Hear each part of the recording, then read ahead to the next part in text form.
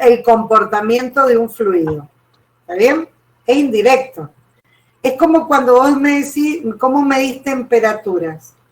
No medís la propiedad temperatura, medís una consecuencia del cambio de temperatura. Por ejemplo, una dilatación en un líquido, en un gas, en un sólido. A eso se refiere con que si es directo o no es directo. Igual en viscosidad tenés un concepto similar. O sea, el viscosímetro de fan hace una medición del esfuerzo torsor o del momento torsor y está dándote un dato de viscosidad, ¿sí? En cambio, si lo haces a través de la caída en un capilar, en los capilares, es otro el comportamiento. A eso se refiere con medir directamente la propiedad, ¿sí? En realidad vos, si no le aplicás una ecuación, no la podrías medir, en este caso. A eso se refiere. No sé si... Perfecto, profe. Clarísimo, clarísimo. Muchas gracias. Profe, yo tenía una duda también de tensión superficial. Vale. Yo había visto un ejercicio que era de una gota de agua, una gota de aceite sobre una superficie de agua. Y había que elegir opciones correctas. Entonces, preguntaba el ángulo de la gota de aceite. WhatsApp, Franco, porfa. Y en la teoría sale que los aceites tienen ángulo 90. Pero una de las opciones preguntaba si el ángulo era mayor a 90. ¿Es mayor a 90 porque no moja o es 90 por ser aceite? Primero, bueno, es una tendencia, ¿no? A eso Lautaro lo viste más. Es una tendencia, es cercano a 90, ¿está bien? Porque acordate que hay muchos aceites también, ¿no? O sea, hay muchos aceites, pero en general los aceites se comportan con un ángulo, una forma de un ángulo cercano a 90. No es ni mucho menor de 90 ni mucho mayor de 90. Entonces podrías decir que 90 es correcto. ¿Ves? Ahí está. Siempre, por supuesto, acuérdense que hay distintos aceites y que se miden estos ángulos, se hace la experiencia. Aproximadamente, exacto. Bien, o sea, la pregunta decía, se forman gotas y las opciones son, la opción justamente esa dice, porque el ángulo de contacto es mayor de 90 grados. ¿La tomo como correcta o como incorrecta? No, esa es incorrecta. O sea, si es aproximadamente 90, es incorrecto. Bien, gracias. No entendí eso. Se supone que si el ángulo es mayor a 90 y no moja, la gota no se aglomera y pasa a formar parte de la esfera. Claro, si es es mayor de 90, la gota, ¿qué es lo que predomina? Esto es otra pregunta que ustedes se tienen que hacer. ¿Qué fuerzas predominan? Ahí, en el fluido.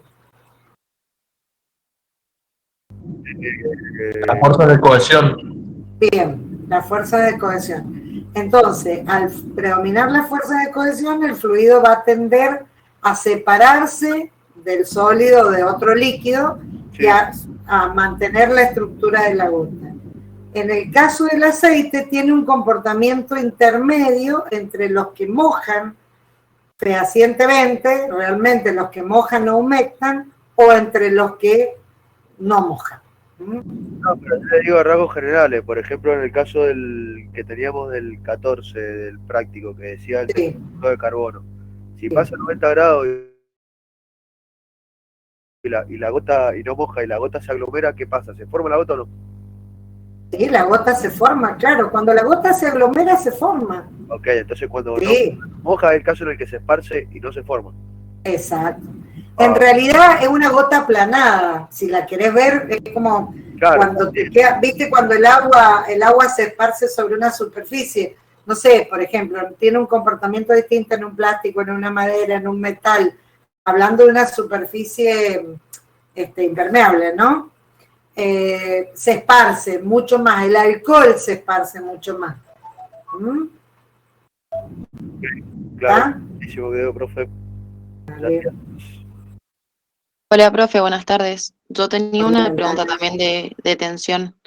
Es Sí, en la ecuación de Dupré, no sé sí. si está ahí a mano. A ver, búscala. No, es más adelante, o sea, es por la parte de trabajo de adhesión. Sí, Ahí, antes.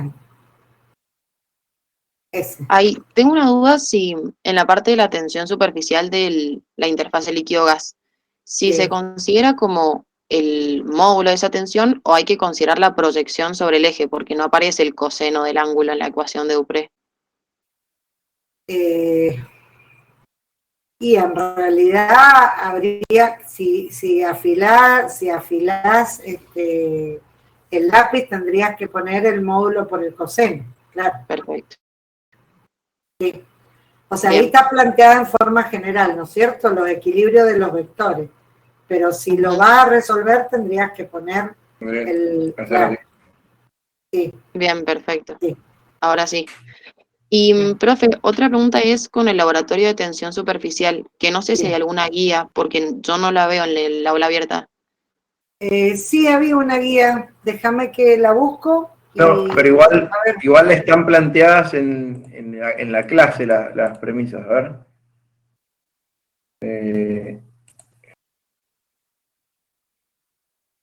Bien, no están planteadas en la clase. ¿a dónde estaban las guías? En el material del, a ver, Pero no se las subí las guías. Se las ¿no? subí, Bueno, Bueno, sí, buenísimo. son cortitas las guías, son pero bueno, conceptuales, aparte. acuérdense que no vamos a pedir datos, o sea, la guía que hay es una como una explicación de cada uno de los métodos, lo mismo que vimos en la teoría, ¿eh? Prácticamente. Bueno, buenísimo entonces. Gracias, profe. Bueno, Profe, ¿el método del anillo es indirecto también? y yo No, lo veo directo. A ver por qué. A Directo, ver no, le por qué. preguntaba porque Sí, tomamos la fuerza, ¿no es cierto?, de la sí, balancita, pero después sí. lo tenés que meter en una fórmula. Entonces yo digo, bueno, por ahí es por eso que se consideraba indirecto. O sea, tenía la duda por eso. Porque y uno pero toma el MG, ¿no es cierto?, directamente es lo que mide, pero para todo obtener lo la que vos tensión tenés en esa superficial, fórmula, justamente todo lo que vos tenés en esa fórmula es del aparato, ¿no? Ahí un poco, Viviana, cuando le diste el ejemplo de la temperatura, capaz que los confundiste. Cuando vos medías el termómetro de la temperatura, es una medición directa. Es como esto, ¿no? pero, o sea, que sea directa o indirecta no tiene nada que ver con que haya que hacer un cálculo o no, ¿no es cierto? Entonces, No, el método de medición, si sí. vos medís la fuerza y medís directamente la tensión superficial, ¿no es cierto? O sea, vos Ujú. cuando medís, te da directamente en el aparato, te da en dinas, ¿no es cierto? Te da en dinas sobre centímetros, te da directamente. Ah, Acá el está, aparato lo hace. Ah, el aparato lo hará ya para una superficie de no sé, de uno. claro, correcto. Ah, bien, perfecto. ¿Ah? Claro, entonces sí es directo. Es Perfecto. directo.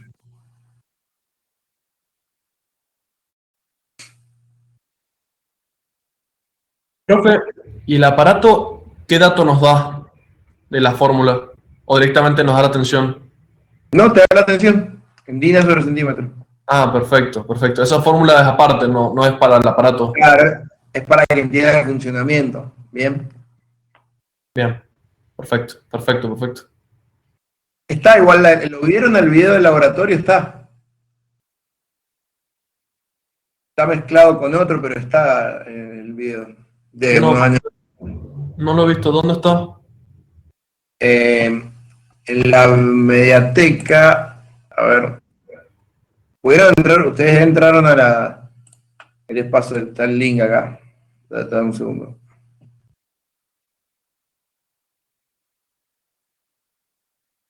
En bibliografía, si ustedes entran, les va a entrar a un drive. Y ustedes hacen doble clic en laboratorios y ahí están las de viscosidad y tensión en un mezclado, y está el de cinética. Y ahí están las guías también.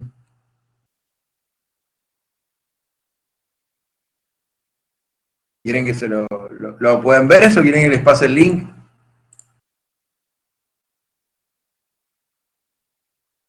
Sí, profe, yo lo puedo ver.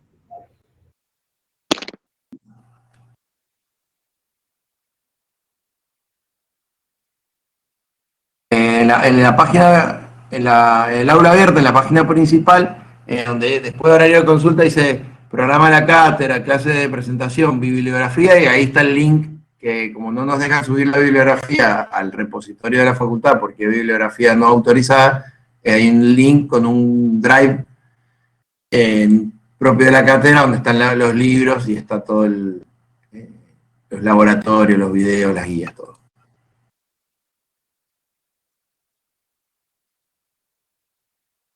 Genial, profe, buenísimo. Ya lo encontré. ¿Lo encontraron? Sí. Buenísimo.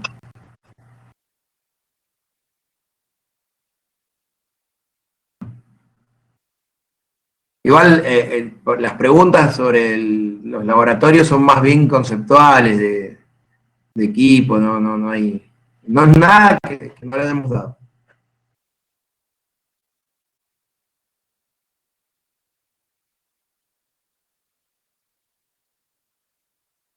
No sé si quieren algo más de tensión, si quieren que pasemos a otro.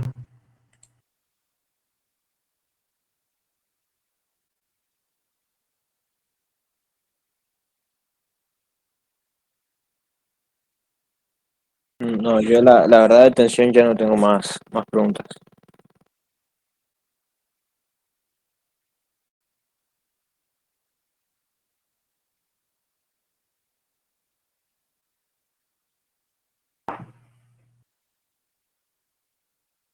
Bueno, hagan las preguntas a ustedes. Hay, Lautaro, son como 50 chicos o 40 o 51 por ahí conectados. Entonces, bueno, esos chicos tendrían que expresar todos si tienen ahora dudas de tensión, porque después vamos a seguir con otros temas. Entonces, Bien. no sé si alguien quiere preguntar.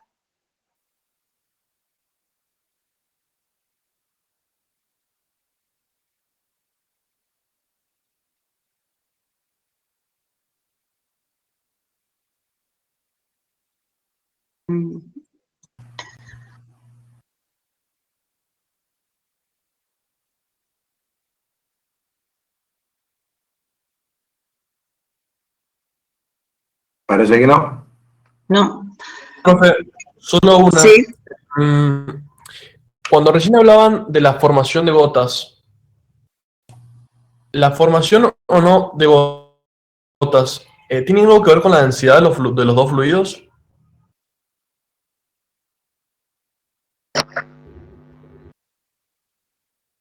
Ahí volví. Sí, puede, o sea, tiene que ver, pero en realidad lo que predominan ahí es las fuerzas de los trabajos, ¿no? Los trabajos de cohesión y tiene que ver, siempre.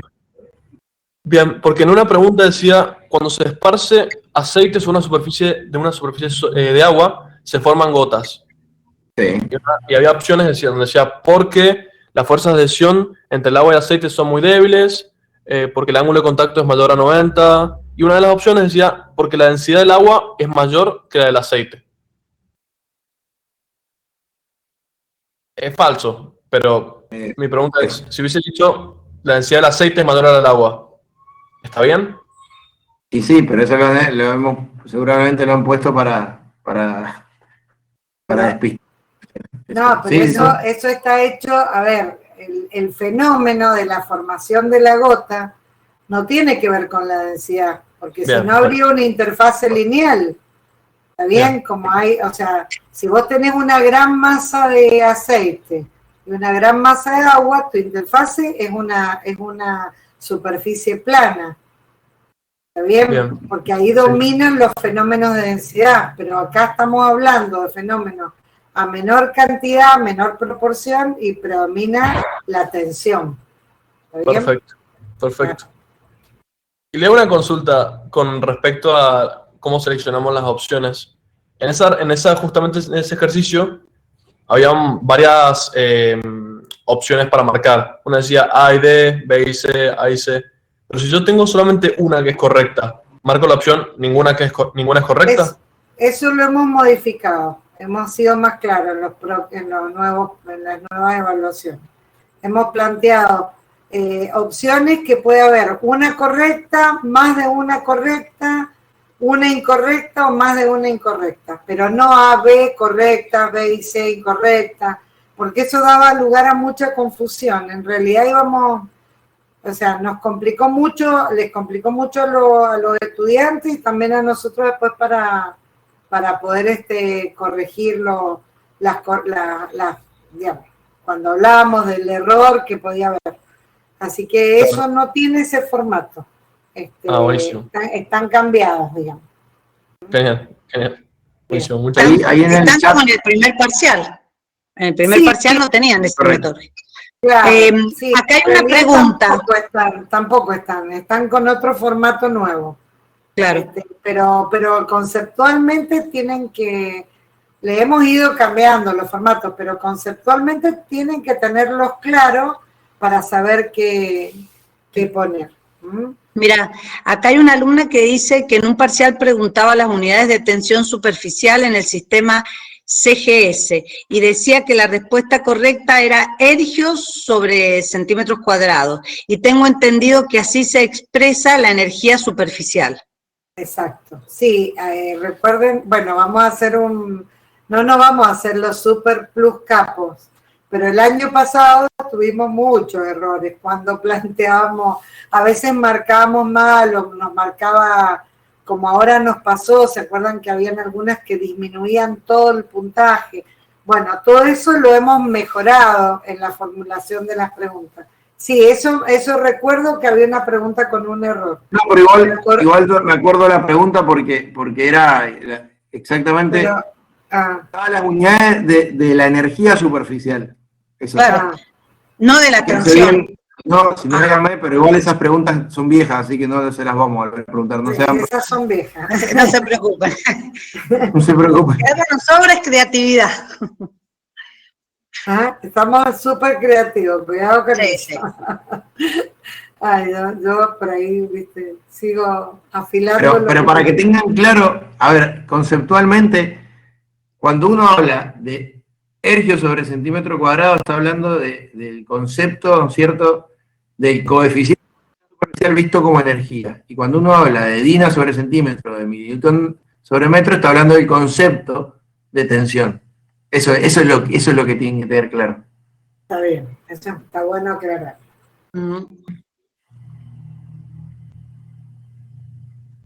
Dice, Entonces, profe, ¿quieren que muestre el ejercicio porque venimos charlando del mismo? O les envío una captura, dice. Sí, pero sí, no hay problema. Sí, mostrarlo, no hay problema. A ver, le tenemos que dar el rol. Algo importante, mañana no va a estar habilitado mi WhatsApp porque yo voy a estar en el pozo. el pozo, exacto. Bueno, habilito entonces, el mío, no hay problema. Bueno, habilito sí, el mío, le cambio el número. No hay problema. Dice que vienen hablando del mismo ejercicio. Sí, sí, sí. Sí, envíamela. Dale. Que tome el rol y lo leo. No, ahí lo envío por WhatsApp y la reviso. Por WhatsApp te lo mando bueno. Pero puede ser que haya habido errores, si tuvimos errores. Sí, claro. Sí, a veces marcábamos una y nos equivocamos por ahí en ponerla correcta. Por eso después los pulimos mucho estos ejercicios, sí. Bueno, y más arriba, a ese no sé si le contestamos que no me quedó muy claro lo del ángulo del aceite, si lo tiene que tomar igual a 90 o mayor que 90. Aproximadamente. Aproximadamente, 90. Sí, en la presentación decía igual, porque en la mayoría de las gráficas la plantea así, pero yo le pondría y lo consideraría aproximado, aparte porque hay distintos tipos Distintos de aceites, claro, Claro. claro, que no todos, no todos van a tener el mismo ángulo, claro. Exacto, exacto. Cuando uno dice agua, es agua, y normalmente es agua pura, agua destilada con la que se hace. Lo que pasa es que uno acá habla todo de generalidades, es lo que yo les decía en todos los temas. Es generalidades. Si en particular te pones a hablar de algo, bueno, evidentemente va a cambiar todo. Ay, Guillermo. En el parcial anterior tuviste 90 minutos para 8 preguntas. Y tuviste 4 problemas, que ahora no van a tener 4 problemas. Van a ser 3. Mañana tendremos 1 hora para 10. Primero, nadie les dijo que es 1 hora. Claro. Todavía no he definido el horario, así que tranquilo. Ustedes confíen que nosotros no vamos a hacer nada para perjudicarlos. O sea, lo que queremos es que estén tranquilos. El pasado tuvimos 90 minutos para responder 8 preguntas. Mañana tendremos 1 hora para responder 10. Eso para saber. Eso está curioso nada más, dice Guillermo. Sí. Es curiosidad. No. Eso lo medimos bien. No se hagan problemas. Hágalo fácil. Bueno, ya está. Ya empezaron a... Ay, no. Perfecto. Eso es difícil, chicos. Hacerlo fácil. Es lo más difícil. No. Hablando de palabras confusas. Sí. Gracias, profe, disculpen. Hágalo fácil. Se fue. Hágalo fácil. No, sí. No es... Bueno, no sé si hay alguna pregunta más de tensión. Estén atentos al tema de influencia, o sea, cómo varía la tensión con la temperatura, cuáles son los factores que modifica, esa parte también. Cómo influyen los tensioactivos, cómo, ¿sí? los electrolitos, toda la parte de modificaciones de la tensión superficial, ya sea por sustancia o por temperatura, estén atentos porque hay preguntas. Se le estoy tirando un Willy, digamos.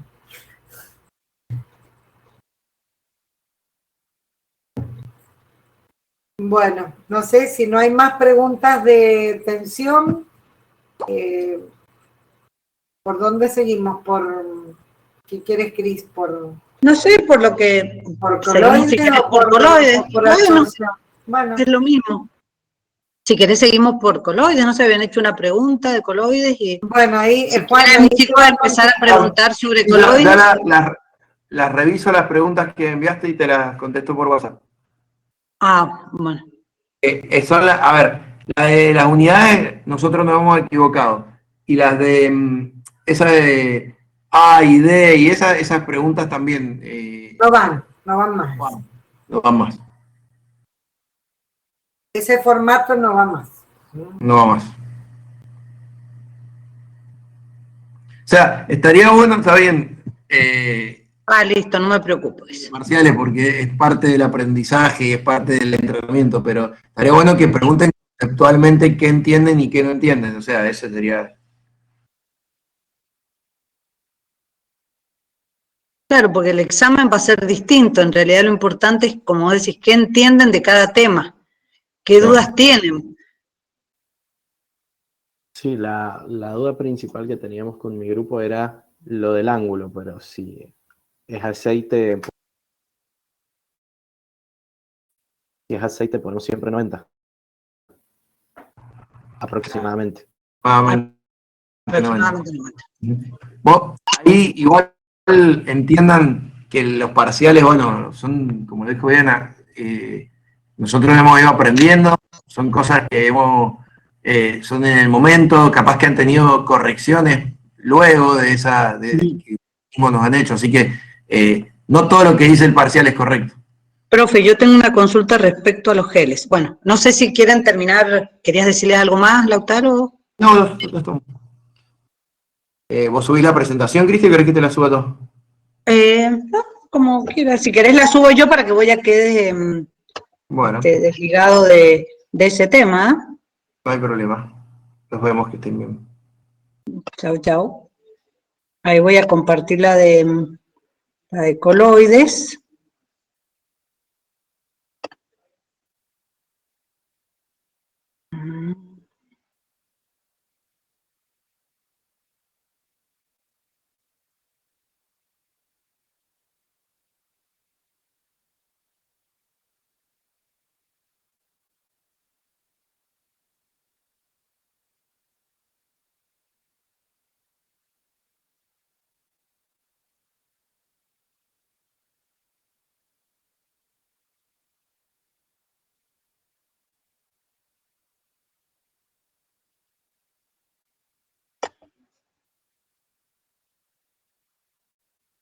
Bueno, lo que pasa es que ahora, chicos, me tendrían que tratar de preguntar con micrófono, porque yo he ampliado... Yo te leo, Cristi. Bueno, dice que yo te geles... leo. Sí, Esta pregunta que hace Fernando sí.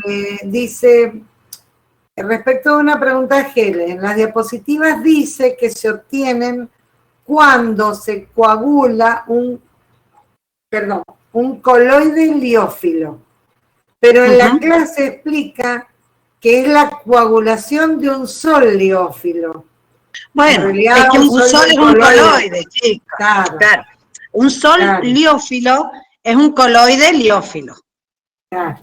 Acuérdense que dentro de la clasificación de coloides tenemos los soles. Entonces, bueno, más específicamente sería decir un sol liófilo, pero si dicen coloide liófilo, no está mal.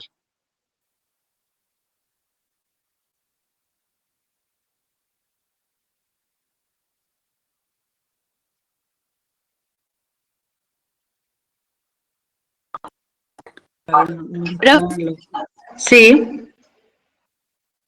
Una pregunta en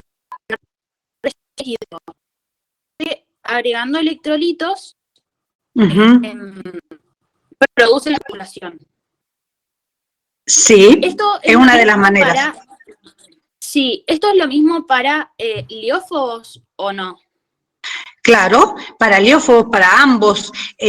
Vos fíjate que los coloides liófobos son más inestables, entonces vos ante el pequeño agregado de un electrolito va a producir la floculación y posterior precipitación, o sea, va a perder la estabilidad más rápidamente. Ah, bien, más rápido que el hidrófobo. Que el hidrófilo. Sí, ¿y el hidrófobo también, o no? Si vos, el hidrófobo no tiene afinidad con el medio dispersante. Esto hace que sea un coloide con menor estabilidad. Sí. Por esto, el menor agregado de electrolitos produce la floculación respecto a un coloide liófilo o hidrófilo, suponete que sea agua. Claro.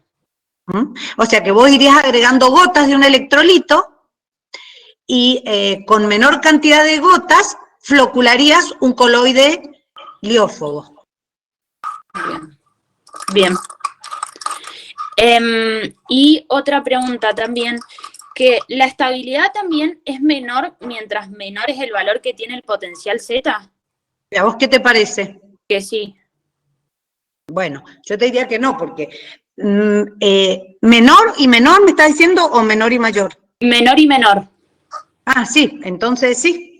¿Por qué? Porque la estabilidad va a depender exclusivamente de esa diferencia de potencial. Entonces, si vos esa diferencia de potencial a través del agregado de electrolitos, o puede ser por deshidratación u otros métodos, vos disminuís ese potencial, entonces a menor potencial, menor estabilidad. Menor estabilidad. Bien. Sí, menor. Gracias, profe. No, de nada. Yo tengo una duda del potencial Z y es si tanto los liófilos como los liófobos se ven afectados por el potencial Z. Claro. Buenísimo. No es que se ven afectados, es una, fíjate que es una teoría que permite explicar cómo un sistema coloidal, a pesar de tener partículas de mayor tamaño que una solución verdadera, puede generar un sistema en el cual esas partículas se mantienen dispersas con una cierta estabilidad. Entonces, la doble capa eléctrica sería una de las explicaciones. Perfecto. Y en el caso de los liófobos, también tendrían Con más una capa razón, eléctrica. claro. ¿Cómo? No, sí, también tienen una capa eléctrica, preguntaba. Doble Pero- capa eléctrica, ¿sí? Bien. Profe, Perfecto. Sí. Gracias. yo le quería hacer una pregunta que va un poquito relacionada con eso que preguntaba mi compañero. ¿Hay alguna manera después de volverlos a separar el coloide con su carga original de los iones que se le unen? ¿Se puede hacer por electrodiálisis o algo así? Separar o purificar. Vos querés sacar los iones del medio Claro, dispersante sí, que va están en exceso. relacionada por el, va Eso, por relacionada ese por la de lado. purificación. Sí, Bueno, entonces vos a través de un proceso de diálisis, vos colocás el coloide en una, o sea, está rodeado de una membrana semipermeable y los iones, como están en menor concentración en el medio externo dispersante, suponete que sea agua, que sea un coloide de tipo hidrófilo, el cual tiene iones, suponete cloruros que han quedado en donde, en su medio dispersante por la obtención. Suponete que usaste cloruro férrico para obtener hidróxido férrico coloidal. Entonces esos cloruros quedaron en el medio dispersante del coloide y van a atravesar esa membrana semipermeable por una diferencia de concentración desde el coloide hacia el medio dispersante puro. claro, pero esos están en la fase, en el Estos están en el dispersante, medio digamos. dispersante. Claro, pero los que están unidos al coloide, a la micela, ¿esos Y se pueden generalmente separar? esos no van a migrar. Esos no van a migrar a no ser que vos hagas una electrodiálisis muy Ahí va. avanzada, con un gran potencial, y podés de esa forma desestabilizar el coloide. Ese es el tema. Claro, Por eso, pero en ese vos caso, vas digamos, sí se podría.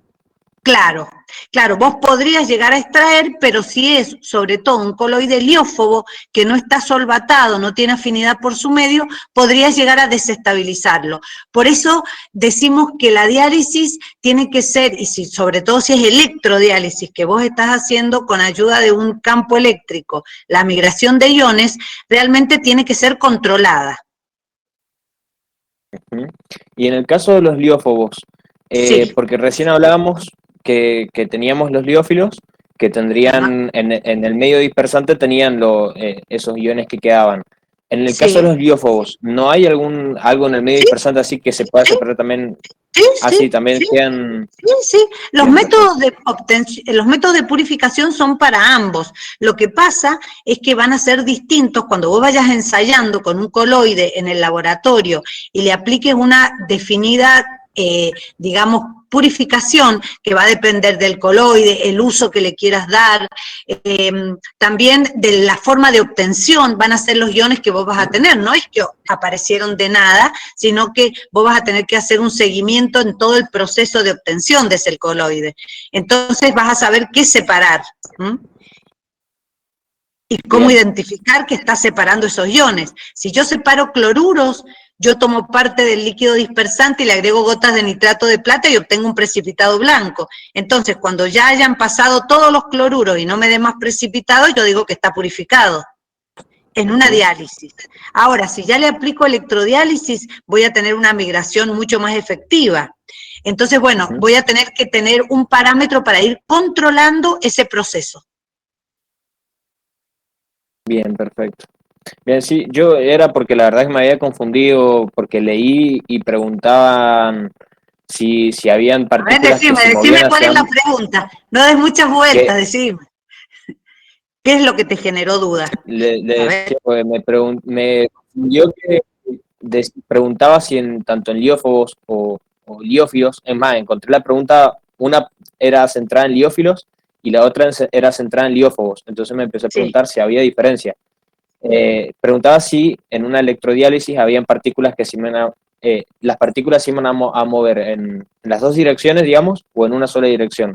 No, eso Y es ahí me generó la electroforesis. duda. Eso es electroforesis, vos me estás preguntando mal. En electroforesis, sí, sí. Ah, Es verdad. claro, eso nada que ver lo que yo te he explicado.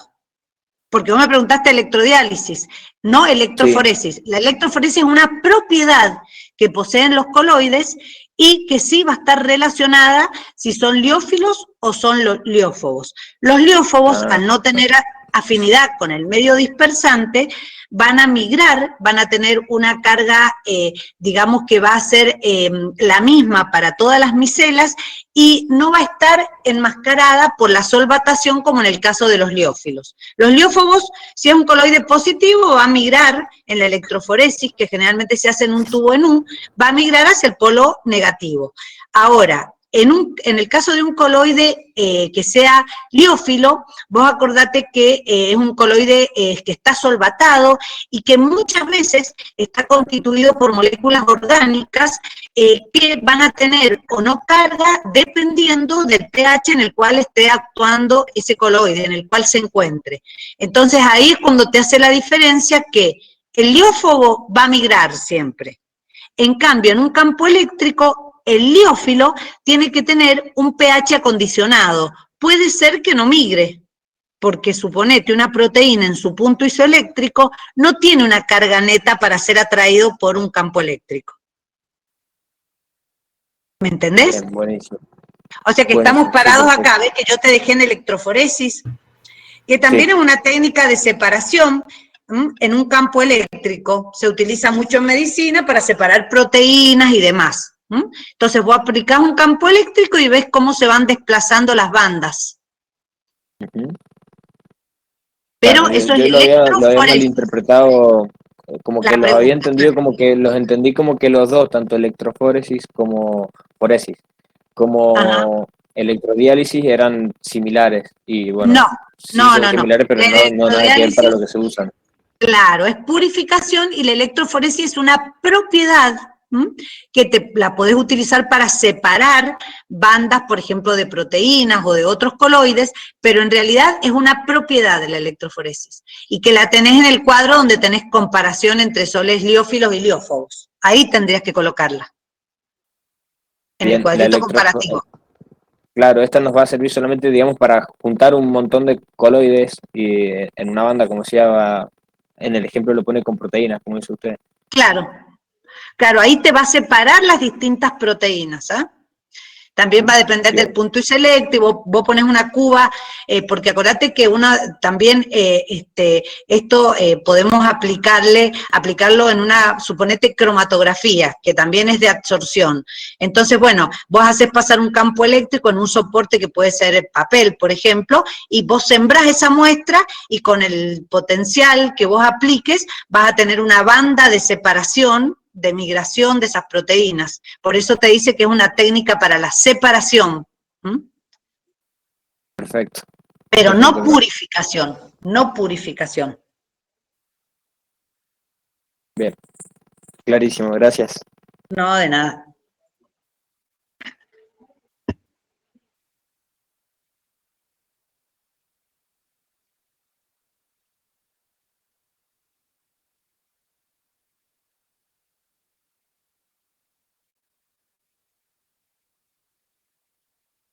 No estoy viendo preguntas en el chat tampoco, ¿eh? A ver, claro. Estaba Pero, mirando. ajá, Profe, yo le quería hacer una pregunta bastante conceptual.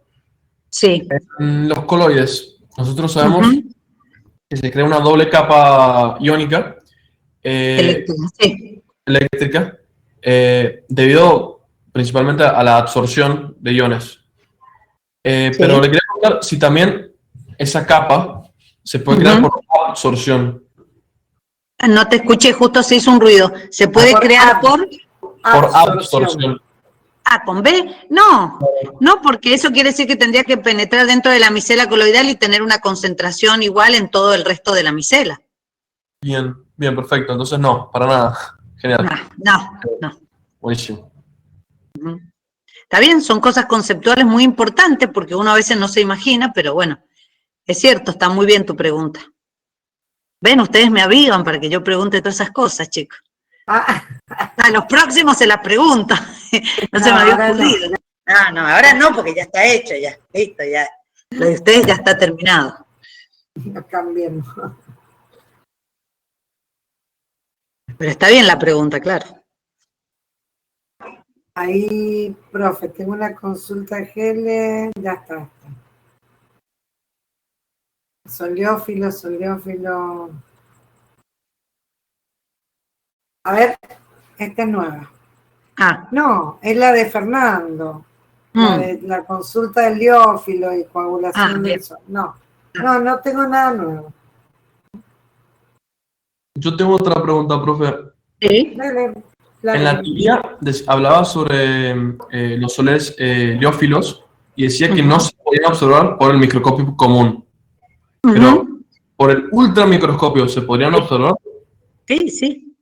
O sea, lo que pasa es que vos acordate que estas diferencias o definiciones fueron hechas en épocas en las cuales teníamos un microscopio óptico, nada más con una resolución limitada. Hoy vos podés sacar en un libro una foto de una molécula. O sea, así ha avanzado todo. Entonces, a veces seguimos conservando un poco lo tradicional, pero sí tenemos que ser realistas que hoy, la verdad que ha avanzado la ciencia de una manera que te permite una resolución de todos esos temas muy importantes. Claro. Y hay efectos ópticos, como verlo. Claro, o sea, claro. Cuando iluminás con una luz común, podés llegar a ver a las partículas en suspensión. Ajá. ¿Sí? En los coloides. Entonces hay algunos efectos. Claro, ahí tienen una fotito que yo les puse. Claro. Yo les puse una fotito para que vieran el efecto Tyndall. Que no sé dónde la puse, pero haber puesto antes. Porque acá yo voy llegando al final, a ver. Ahí. Acá tienen. Claro. Perfecto. Bueno, entonces ustedes en su habitación también, cuando entra un rayito de luz, ven todas las pequeñas partículas que están. Algunas son de mayor tamaño y otras son de tamaño coloidal, las que podemos observar. Claro. Profe, y con respecto a ese efecto, ¿cuál sería la diferencia entre los soles liófilos y los liófobos con respecto a la observación en el microscopio? Con respecto a cómo se pueden observar en el microscopio. No, es el límite del tamaño de partículas aproximadamente lo que te da el microscopio. No es que vos los observes al microscopio, los coloides. Te dice simplemente como para que se dieran una idea, por eso te digo, en ese momento que la resolución del microscopio era como, digamos, lo más pequeño que se podía observar. Entonces decían, los coloides no se pueden observar, pero sí podías verlos a través de un efecto Tyndall. Perfecto. Pero eso nada más es el límite de tamaño, no es que vos los veas en el microscopio y observes distintas. No, en realidad los sistemas coloidales tienen propiedades distintas a las suspensiones groseras y a las soluciones verdaderas. Y eso es generalmente lo que importa, las propiedades que poseen por el tamaño que tienen de sus micelas coloidales. Pero nada más, no te preocupe el microscopio, cómo se ven. No es importante ese punto. Genial, genial. Buenísimo. Perfecto, profe, gracias. No, ahí, Cristi, mira, Ana Clara preguntó, dice, si la coagulación y la flocculación eran dos fenómenos, son fenómenos que se producen con la desestabilización. Y yo le contesté que son producto, que los dos son producto de la desestabilización. Sí. Y Selmira pregunta, respecto a esto preguntado, ¿son opuestos en soles liófobos? Claro, porque esas son preguntas del parcial, son opciones. O sea, si tomado en forma contextualizada no tiene sentido. Claro, está como complicado poder, o sea, hay que contextualizar. Claro, hay que contextualizar, claro, ¿qué dice? Un coloide y ver las opciones de qué estamos hablando, pero en realidad ya sé qué preguntas, me acuerdo de cuando usé eso, y realmente son dos procesos, no son procesos opuestos. Sí, la flocculación y la peptización son fenómenos opuestos. Uno se forman floc y en el otro se resuspenden los flocs. Pero en este caso, ambos son la pérdida de la estabilidad de un coloide. Generalmente la coagulación a veces se aplica un poco más cuando tenés temperatura o cuando a veces es irreversible. A veces esa es la pequeña diferencia entre floculación y coagulación.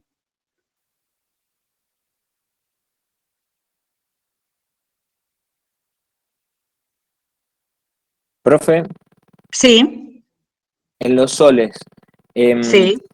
¿hay alguna característica especial del medio dispersante? O sea, ¿tiene que tener baja viscosidad o algo así? Porque no habla mucho, salvo de que sea líquido. No, es que la fase dispersante, vos acordate que puede ser líquida, sólido, gaseosa, y la fase dispersa, sólida, líquido, gaseosa. Entonces, en el caso de los soles, decimos que los soles son aquellos que tienen como fase dispersante gases o líquidos, y nosotros en realidad nos hemos centrado a estudiar los soles que tienen como medio dispersante un líquido. Pero esa es la condición. Bien, le preguntaba porque... Ahora, tu pregunta ya sé a dónde viene. Yo estoy tratando de pensar las preguntas del año pasado, porque sé que las preguntas de ahora vienen respecto a eso. Si ustedes comparan la viscosidad de un sol liófilo con su disolvente puro, es mayor la del coloide. ¿Por qué? Porque se solvata y tiene partículas de mayor tamaño y hay menor tendencia a fluir. Por lo tanto, hay mayor viscosidad que el disolvente puro, por ejemplo, agua. Esa era tu pregunta. Sí, pero con los liófobos. Con los liófobos prácticamente no varía. Es muy poca la Claro, variación que puede tener. porque Es muy dice poca la que es variación que chica, puede pero no tener. sé si tan chica. Es muy, muy poca la variación. Yo te diría Y, que como no tiene afinidad con el medio dispersante, las micelas coloidales con respecto al disolvente puro no tienen interacción, entonces no se modifican estas propiedades. bien, Ni tensión ni y viscosidad. Ujú. buenísimo. Y profe, con Sí, respecto a los precipitados, vio que dice que en los liófobos necesitan poca cantidad de electrolitos. sí. ¿Qué pasa si Ujú. nosotros le agregamos más? O sea, igual precipitan o no, o se vuelven a Claro, resuspender o claro. algo así. Eso, y generalmente son tan inestables que no se redisuelven. Ahora, en un sol liófilo, si vos le agregás y llegás a producir la floculación del coloide, si vos seguís agregando un exceso de electrolitos, a veces ocurre que se cargan de signo contrario y se vuelven a resuspender, porque son A resuspender. reversibles. Ajá. ¿Ah? Entonces, Eso. Ujú. en los otros sí, porque en los liófobos nos causó duda porque dice son A ver, precipitados ¿cuál con es la grandes cantidades de pregunta? electrolitos. No, Así, no son necesitas grandes precipitados. cantidades de electrolitos, no. Son Pero son sí se podría. floculados por pequeñas cantidades de electrolitos. Claro, sí, eso lo tenemos eso lo teníamos en claro, pero no sabíamos si la pregunta era como bien teórica, decir no, es con poquitos, pero con muchos también se podría, por lo que me decía, o sea, igual se van en los liófobos, igual se Claro, van pero es que tenés que ver a cómo está precipitar. redactada la pregunta, chicos, volvemos a lo mismo. O sea, la característica de los soles lióforos es que son Y muy con inestables y poquitos. ante pequeñas cantidades floculan. Si vos le Perfecto. agregás más, le agregás más, pero en realidad no es la característica de ese coloide. Por supuesto, si le agregas más o menos, no importa, pero la idea es que con pequeñas cantidades pierde su estabilidad y eso me hace caracterizarlo como un coloide liófobo. Buenísimo. Profe, Sí, lo que explicaba usted recién, que cuando tenemos un sol liófilo y agregamos electrolitos precipita, pero después, si seguimos agregando, se puede suspender. ¿Eso sería la peptización? eso sería la peptización, exacto. Ah, Exacto. perfecto. Viste que es uno de los métodos de obtención también, ¿eh? Que Bien, a claro. veces tenés un precipitado o un flóculo y vos seguís agregando electrolito y lo resuspendés. Entonces es una forma de obtener también un coloide. Con otra carga, ¿no? Con la carga opuesta al que tenías inicialmente. Genial. Buenísimo, profe.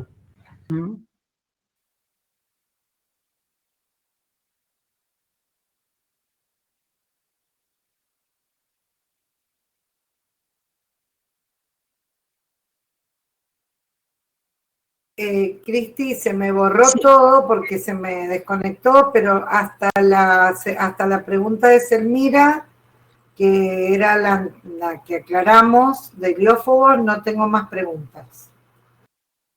Y si no, a ver si alguno de los chicos la lee o si ellos me quieren preguntar con un micrófono, bueno.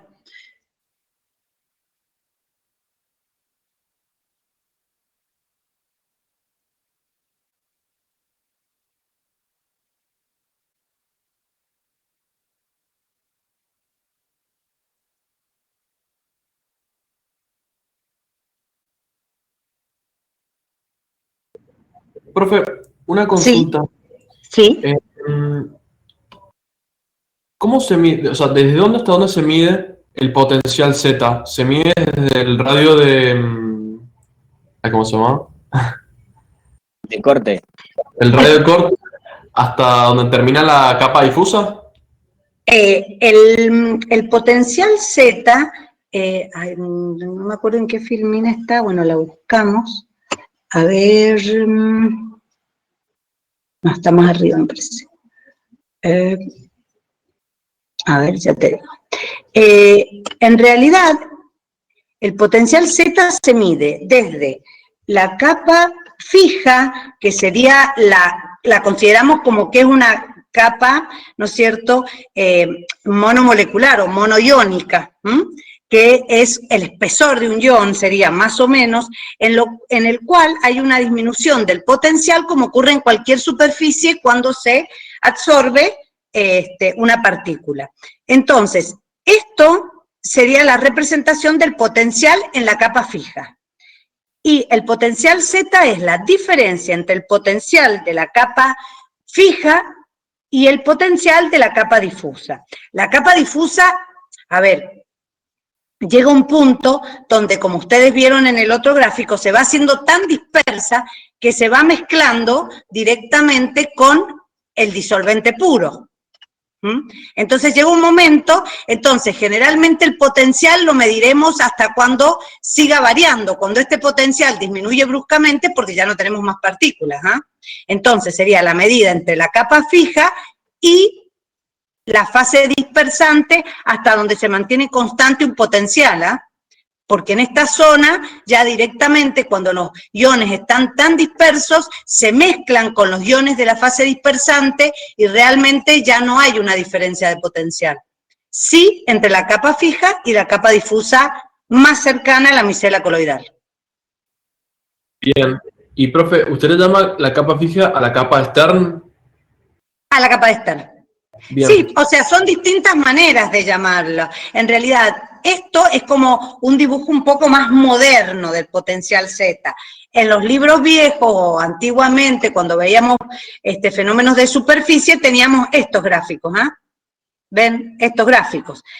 Que en realidad es lo mismo, a medida que nos vamos alejando, se van dispersando las cargas hasta que llegan a mezclarse directamente con la fase dispersante y ya no existe esta diferencia que nosotros queremos medir. Perfecto. Profe, y en la capa externa, ¿el proceso de absorción es químico o físico?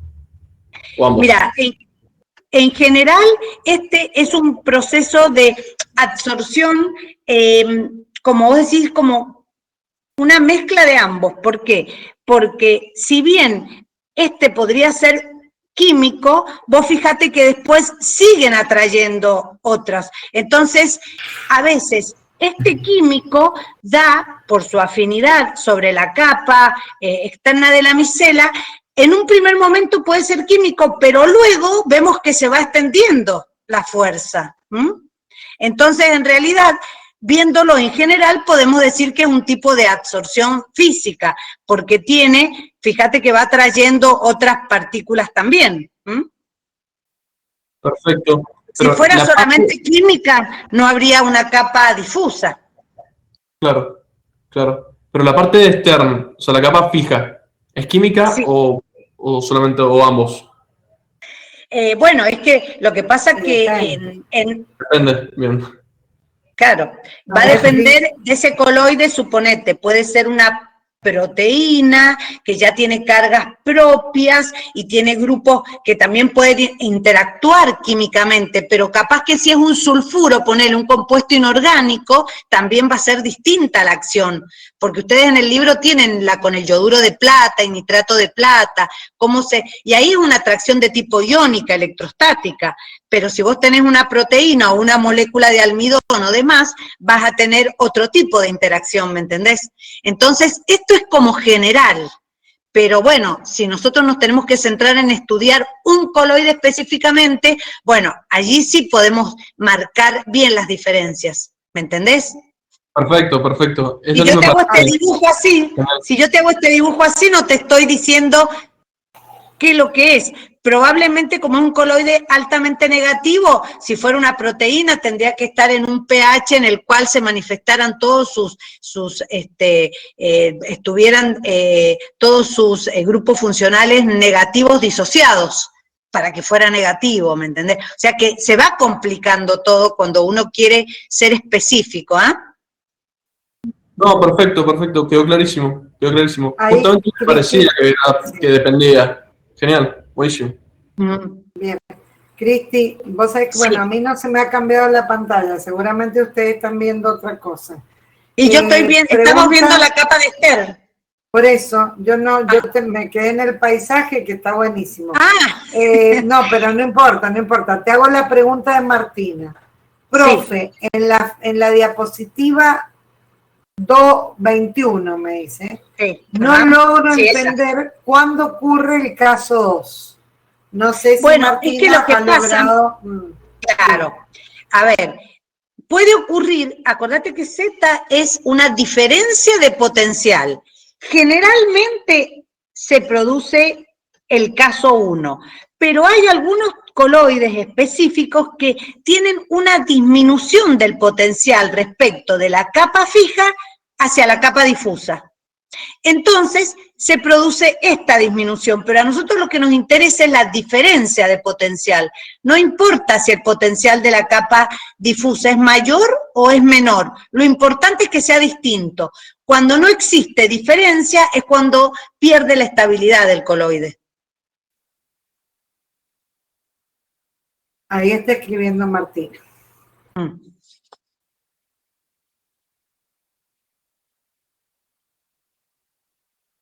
Y hoy está muy loco mi conexión, porque me lleva, me saca, me entra, me carga, me descarga. Sí, y cuando tenés el PowerPoint, yo ahora estoy con buena señal, generalmente siempre tengo buena señal, pero te acordás que una vez me pasó que no pude dar clase, bueno, son los momentos.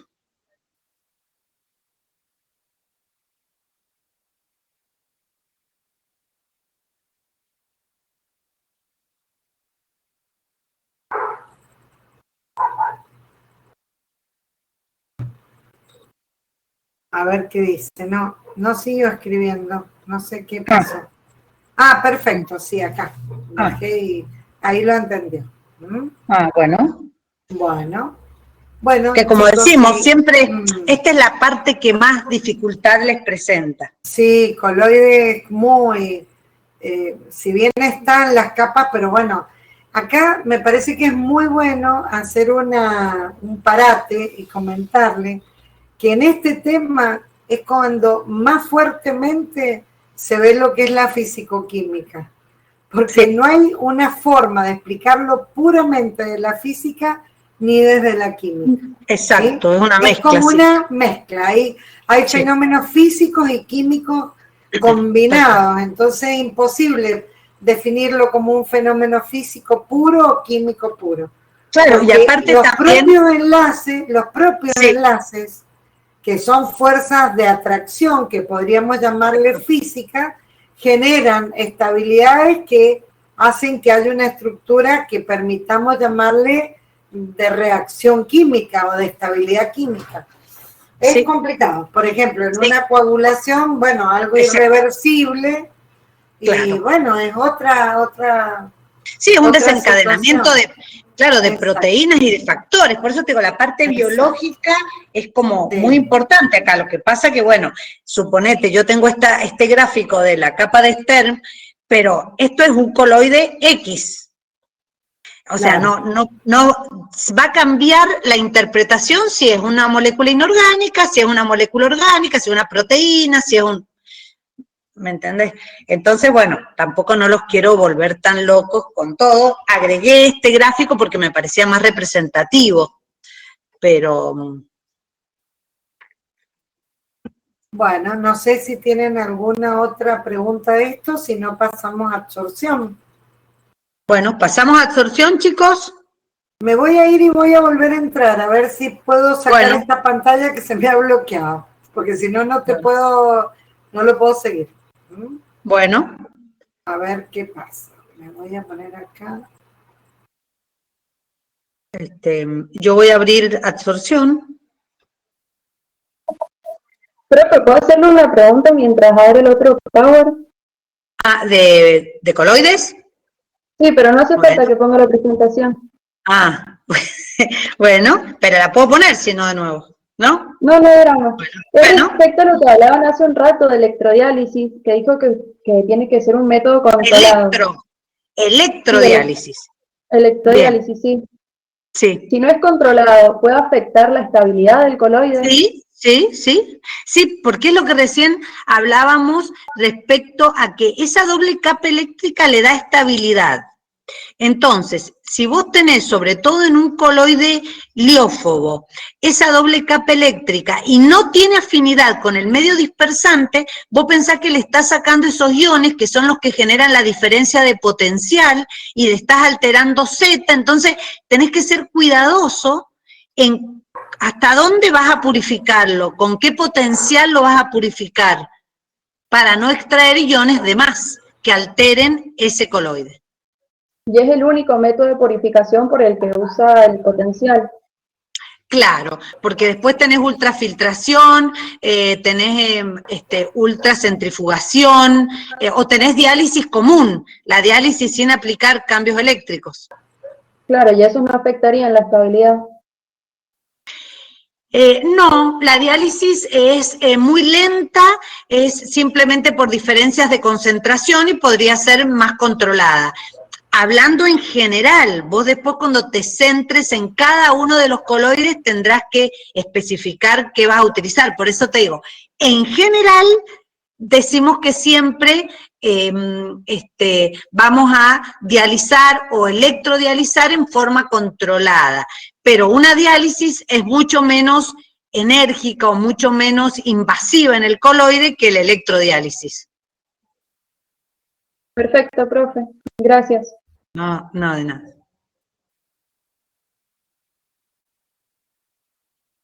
Ahí estoy buscando, todavía no hay preguntas, pero bueno, estás abriendo, bien, perfecto. Entendía si era yo la que estaba ahí, pero yo no entraba. No, estaba abriendo. Perfecto. Profe, yo tengo una pregunta de absorción. Sí. Mi pregunta es si la disminución de temperatura y aumento de presión solamente favorece la fisisorción o también la quimisorción. En general, todas las absorciones van a ser favorecidas. Lo que pasa es que unas se producen a menor temperatura que las otras. Bien. Que son dos cosas distintas, ¿no es cierto? Vos has visto, cuando nosotros dibujábamos una isoterma, suponete acá tenés una química que era una de Langmuir. Vos fijate que en función de la presión, y se llama isoterma porque vas a tener una temperatura constante, ¿ah? Entonces ves que tiene una forma igual, que va aumentando en función de la presión y que tiene esa disposición en función de esa temperatura exclusivamente. Bien, perfecto. Sí. Y acá tenés cómo influye la temperatura, ¿ves? En Langmuir. Claro, y es quimisorción, está bien. Perfecto. Sí. Profe, bueno, era eso, y después tenía otra pregunta que leí en una de las bibliografías y vi que apareció en un parcial el año pasado, que decía que cuanto más fácilmente licuable y más solubles sean los gases, entonces serán más fácilmente absorbidos. No entiendo Claro. No lo entendí. Bueno, eso. es que es O una sea, la parte de característica. ¿cómo es que me doy cuenta que es más fácilmente licuable? Esa parte no la entendí. Y lo que pasa es que ahí vas a tener que analizar las propiedades físicas del gas. Un gas con otro, ¿cuál es su presión de saturación a una determinada temperatura? Entonces ahí comparás un gas con otro, ¿cuál puede ser más fácilmente absorbible en función de sus propiedades físicas que son específicas? Ya no las podés cambiar vos. Bien. Pero sí, Claro. en un absorbente definido podrías decir, este gas se absorbe mucho más que este, ¿por qué? Y porque este gas tiene más afinidad quizás, sea una absorción de tipo química, y aparte se absorbe más porque sus propiedades son estas. Y vos fíjate que cuando tenés una absorción de tipo física, vos tenés en la ecuación de Bethe una constante C que depende exclusivamente está muy afectada por lo que son todas las propiedades físicas, sobre todo cuando tenés un sólido que tiene canalículos o que tiene... Lo que pasa es que yo he dado absorción, como les decía a todos, en líneas generales, pero en realidad absorción es un tema que después también, como todos, los podés tratar en forma particular. Entonces, si tenés un sólido poroso que tiene canalículos, la presión que vos ejercés en el sistema cuando se van a absorber los gases no es la misma que la que está dentro de los canalículos, pero ahí ya entraríamos en otro tipo de proceso, mucho más complejo para poder explicarlo. Por eso se manifiestan distintos tipos de isotermas, ¿viste? Esas isotermas que yo les puse, que son varias, les puse como para que vieran que existen distintos tipos, distintas formas de isotermas. Bueno, vos fíjate que las de tipo de 4 y 5 generalmente se manifiestan cuando la presión de vapor del gas tiene tales condiciones respecto a la energía liberada durante la absorción. Entonces, por eso yo no hice tanto hincapié, pero sí, quizás no entendías, pero es muy importante las propiedades que tienen los gases en la absorción. Por eso, bueno, yo solamente les puse la parte de licuables y eso, pero en realidad vos si te pones a leer, estas isotermas, estos tipos de isotermas responden también a las propiedades de cada uno de los gases. Bien, perfecto, profe, gracias. No, de nada. Por eso nada más. Bueno. Ah, no, y otra cosa antes de que... Bueno, o sea, estaba viendo el sí, trabajo sí. práctico que la tengo acá a mano. Había un punto, el punto 9, que hablaba, tenía que usar la isoterma de Bethe, y me daba la presión de vapor del butano. Claro, Mi esa es la pregunta P0. era, claro, o sea, P0 es la presión de vapor o la presión, y la presión de disolvente saturación, puro. es lo mismo. La Claro, de saturación del gas es la max, claro, exacto, a esa temperatura. A la temperatura de tu experimento. Perfecto, bien. Sería tu P0. Claro, claro, claro. Pasa que como en el power se le crea la presión de saturación a esa temperatura. Bueno, es lo mismo. Es lo mismo, listo. Perfecto. Gracias, profe. No, de nada.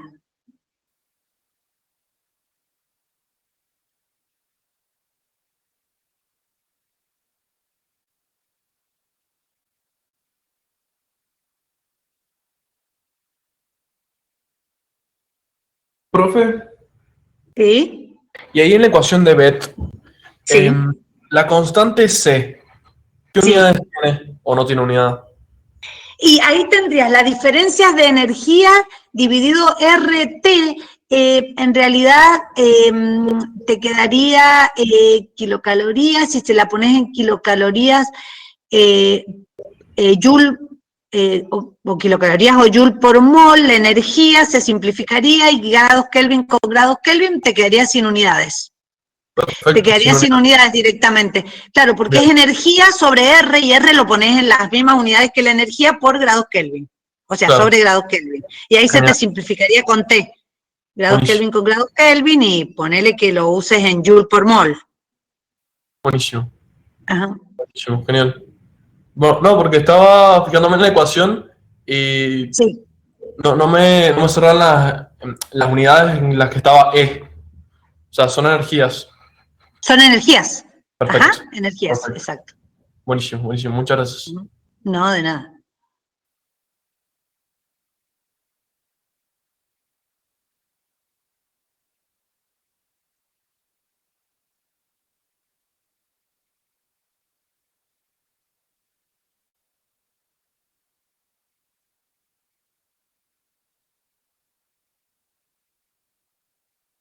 No estoy viendo preguntas, no estaría viendo ninguna. Estoy justo corrigiendo algo en la plataforma. Yo me tengo que, yo prometo, No, esta no, noche va a ser larga. estoy armando noche- otro examen, porque mañana tenemos química general en tecnológica, así que estoy con a full.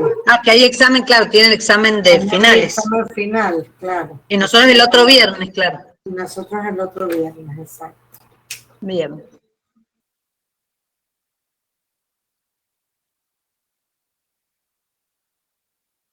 Profe, Pregunta, sí. ¿Sí? tengo una pregunta de justamente el año pasado y la verdad que me confundió, no sé si es correcto o no. Dice, podemos afirmar que la isoterma de Freundlich se emplea principalmente para la absorción de disoluciones en sólidos.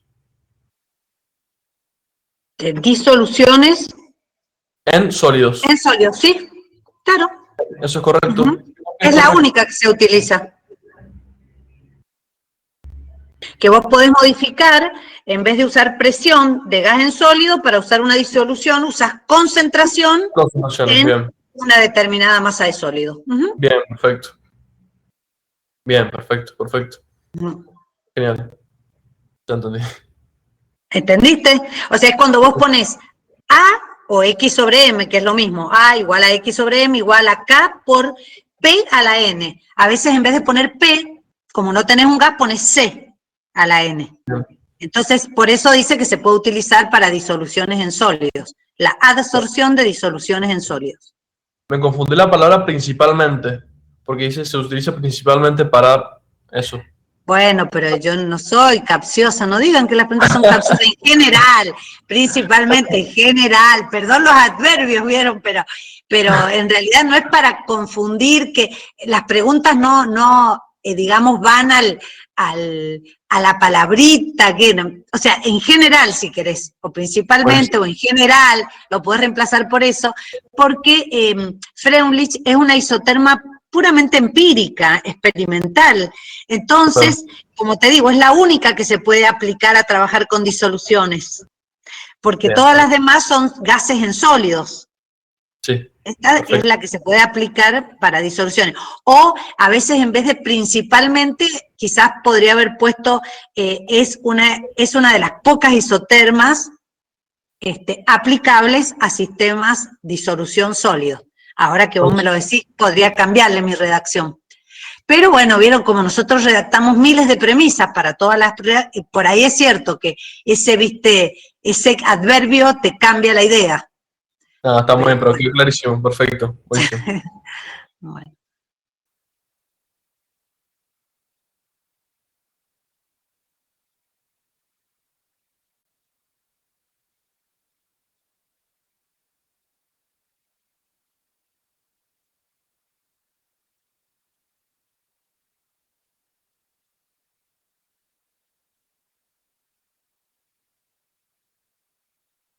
Ahí volví a mirar el chat, no hay nada aquí.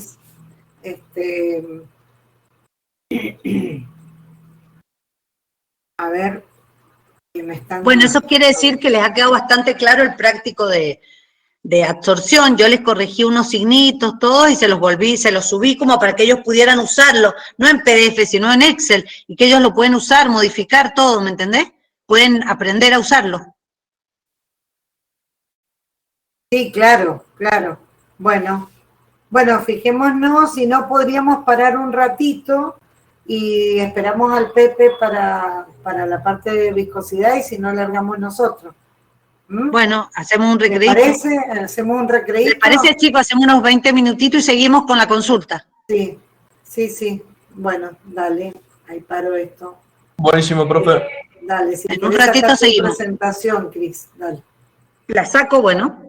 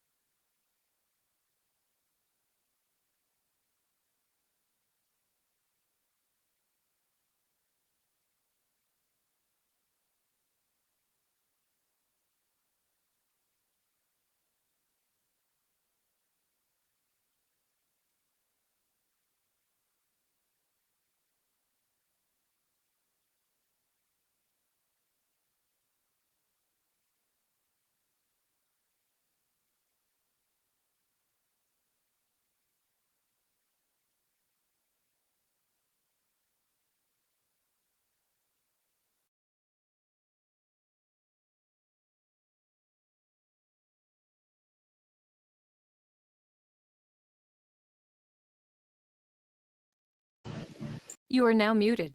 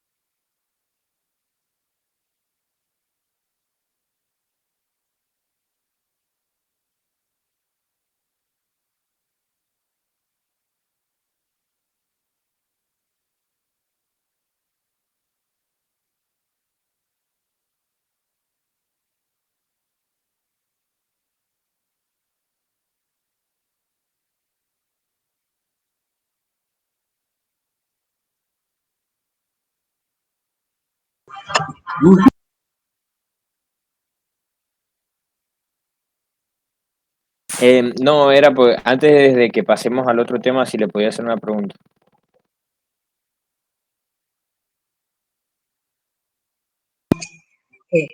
Sí, ya te contesto. Puede ser un segundo y vengo y me conecto. ¿De qué necesitas? Decime. Es también del mismo tema en el que estábamos recién. Bueno, entonces, espérame un segundo. Voy a Sí, no hay devolver mi problema. nieto y me conecto. Espérame un segundo.